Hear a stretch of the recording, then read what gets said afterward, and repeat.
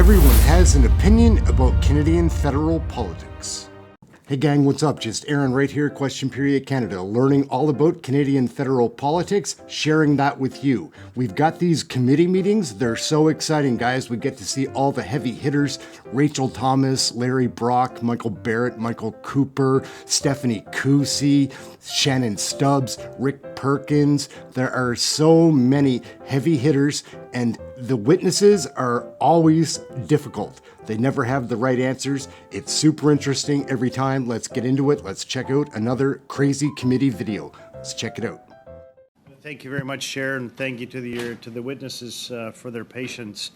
Dr. Koivu, I listened carefully to your opening statement, and one of the questions that I had was, you know, when we look at the patients, a couple of whom you described, we're really not offering them any other therapy other than opioid therapy, perhaps other things in addition to it. But just for the sake of those listening at home, we all know that people who take opioids will eventually get habituated or used to the dose they're on, requiring escalating doses. And if that's the kind of medicine that we're going to provide, is it not that fair then to say that we're providing these folks with palliative care? Mr. Chair, thank you for that question.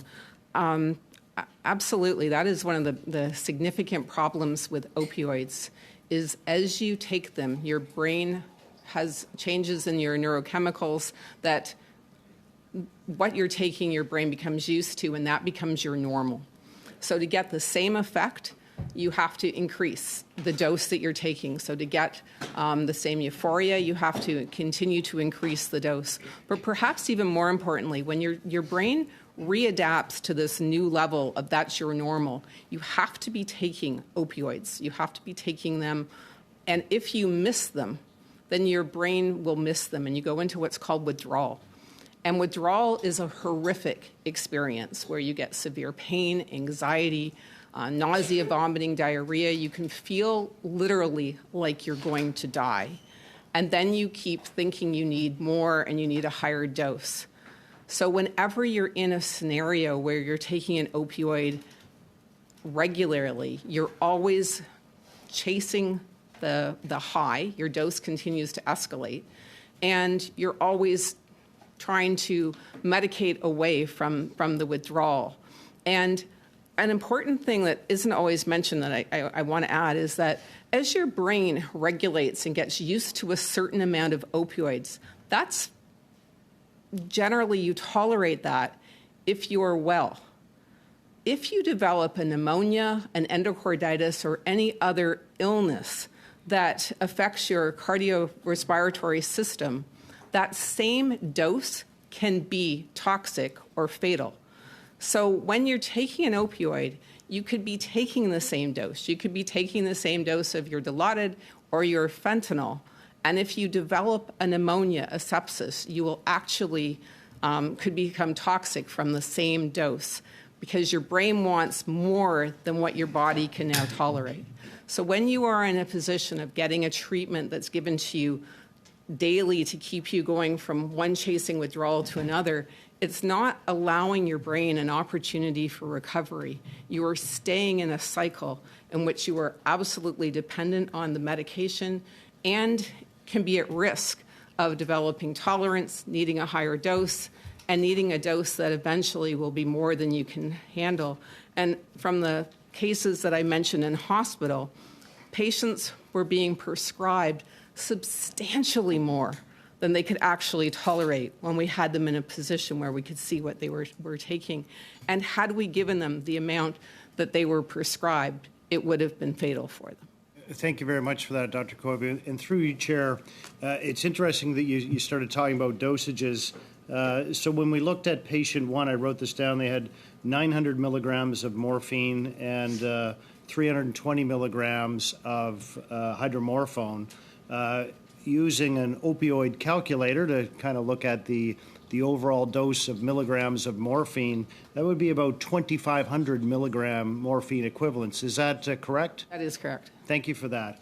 And through you, Chair, Again, looking at that for the average Canadian, again, doing the math, that's about 640 Tylenol 3. You don't have to trust me on that, but I used the same calculator to do it. And the reason I talk a bit about this is people often think, well, it's one tablet of 8 milligrams of Dilaudid. And I think that it's a bit concerning that for those who don't use opioids on a regular basis, that even though it's one tablet, it is still a significant amount of opioid. And maybe, Dr. Koivu, you could talk a bit about that. Absolutely. One tablet is also equivalent to 4 Percocet or 20 milligrams of OxyContin. Those are doses that we considered fairly high during the opioid crisis. And taking 2 of them is essentially the amount that we would be considering would be, more like what an amount that would be considered a relatively safe amount for most people. 1 even can be considered toxic if you're not used to taking it. So when we're looking at the numbers that we're seeing, they're substantially higher than the milligrams of equivalent of morphine that I was seeing during the time when people were prescribing heavily for chronic pain. These are the highest doses I've ever seen. And through you, Chair, very quickly, Dr. Koivu, if we talked about 2,500 milligram morphine equivalents, what would be the recommended amount, say that we would, a prescriber should really be very cautious in going over? And I realize this is a different patient population even than a usual chronic pain population, but what would be a guideline for Canadians listening out there? Is 100 milligrams of morphine equivalent per day or less.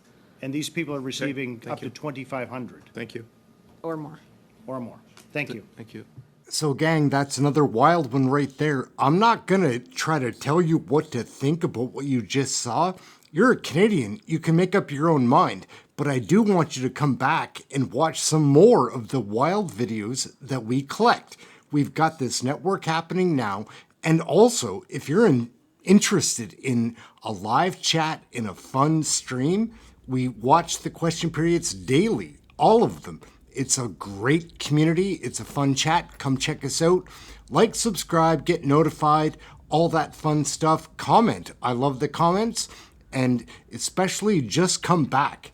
I just want you to come back. Not going to try to sell you anything. Here we go. We're just learning about Canadian federal politics right here. Question Period Canada. We have 1 million questions, almost no answers.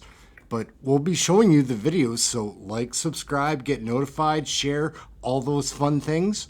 Check out one of the other videos. We've got a good thing going on here, liking and learning, and sharing with you. That's what we're doing right here.